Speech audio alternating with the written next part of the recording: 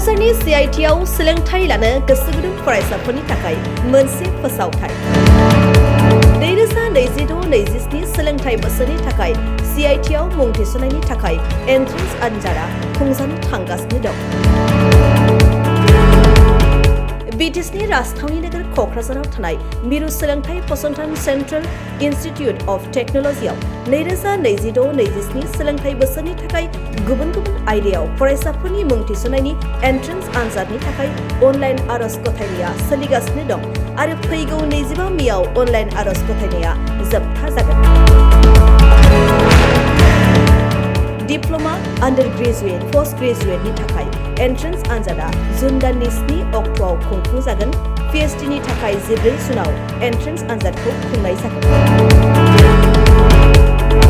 क'क्राझार CITआव नोंथांमोना गुबुन गुबुन गोबां आयदाफोर जेरै डिप्ल'मा कर्सआव civil engineering, computer science and engineering, electronic and communication engineering, control and instrumentation, food processing technology, animation and multimedia technology आयदायाव सोलोंथाइ लानो हागोन।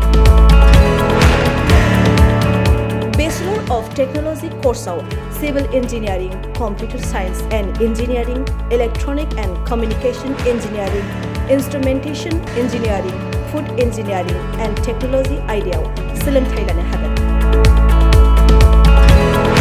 बेचलर अफ डिजाइनिं कर्स आरो मास्टार अफ डिजाइनिं कर्सआव माल्टिमिडिया कमिउनिकेशन एन्ड डिजाइन आयदायाव सोलोंथाइ लानो हागोन।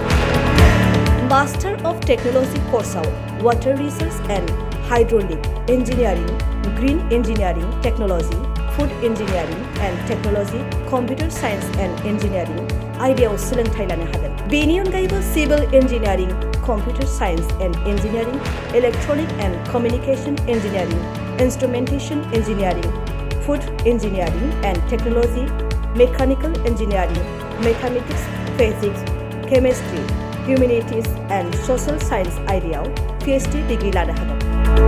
अब्ला मानोथो गोबाव खालामनो?